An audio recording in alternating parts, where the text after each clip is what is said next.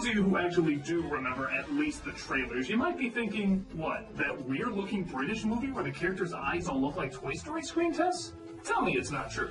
Well, surprisingly, if you give the movie a chance, not only would you find it to be funny, but it also captures the importance of Christmas from a more contemporary point of view, as well as kind of from a nostalgic point of view.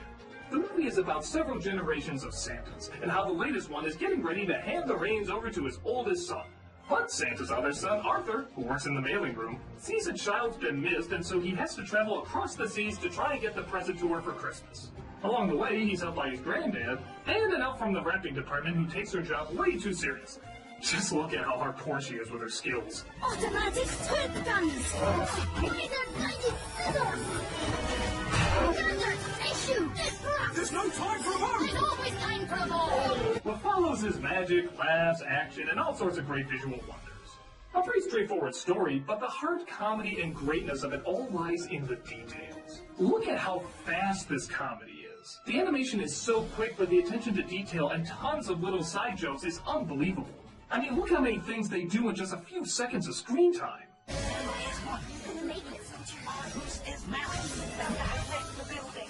This is a movie you have to see 3 times in order to see all the jokes. And you have to watch 3 more times just to hear all the jokes. Bill Ellis jingle! Jingle, jingle! Drop time 18.14 seconds per household! Slam channel! This kid must have been goodies all right! Making an 8 seconds right! He drives converting milk and cookies to biofuel. It reminds me a lot of Hot Fuzz, where it's funny the first time you see it, but then when you watch it again, there's a ton of little things you never noticed. I don't know, maybe there's something to British comedy nowadays that they feel they just have to do things as fast as possible. Not that I'm against it at all, because, hey, that just means the rewatch value is made even better. Sometimes comedy can be too fast, though, if you don't have the right thing to care or focus on. And this movie definitely has that, too. Not just on the goal of our main character, but also how 3 generations of extremes are constantly at war. Santa's father bitches about how everything should be done the old way, Santa's son bitches about how everything should be done technologically advanced and top of the line, and Santa himself is old, tired, simply looking for love and attention while not realizing he's actually doing very little work. And at the center of it is Arthur, who doesn't care what method is being taken as long as the toy gets delivered. So he uses any and all means necessary. He doesn't care if it's old, new, or who even gets the most praise. He just wants to make sure the kid is happy and still believes in the magic of Christmas. This is brilliant because not only is the battle of technology versus hand craftsmanship still going on, but it will always be going on for years and years. So this movie shows very little sign of dating. The technology too is based off of real devices, but still is their own creation, with their own unique spin on it. So even that won't be dated too bad. And like I said before, the center is of course Arthur, the only one who reads the letters to Santa and knows the love that all the children have for him. And for Christmas all around. So, what, we should all look to him. He's gonna have all the answers, right? Actually, no. In fact, he has very few of them. He's a klutz. He's a mess-up. Whether it's old or new, he will always find a way to screw things up. But what he does have is the spirit and the effort. And in the end, it's a combination of everybody's efforts that pulls things through. And that's why it's so good. It would have been so easy for this movie to just pick a side. Say that only the old traditional ways are best and you can't beat the original magic. Or maybe even make the older son a bad guy because he's too greedy or something.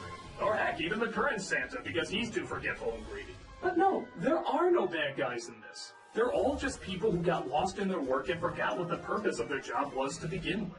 They don't just slap the word villain on any of them. They're all dedicated, but just confused. And I think this is something a lot of people can relate to, especially around Christmas time. Trying their hardest to pull through on something and, in doing so, losing focus of what's most important. And sure, this isn't the first film to draw attention to how the focus of Christmas can be lost. But much like Christmas Carol, it mixes the elements of the past, present, and future all into one. The past being the generation that wants to keep it the old way, the present with all the new and improved technology, and the future in terms of which methods are going to be used and by whom. And in the end, it focuses on another important element of Christmas, and that's compromise. Not any one way being right, but trying your hardest to combine the best elements of all of them together, mixing the strongest parts of the old ways with the strongest parts of the new ways. In my opinion, I think this is right up there with Charlie Brown, The Grinch, Christmas Carol, and all those other greats. So what if there's a lot of current technology in it? The message is still timeless, and so are its characters. It gets across a classic idea in a new way that's all its own. It has the heart, it has the laughs, it has the visual wonder, and it has the weight and respect of everything magical.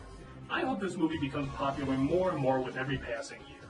And when people hear the title, maybe soon, this won't be the first thing everybody thinks of. If you didn't catch it this year, definitely be sure to check it out the following Christmas. You certainly won't regret it.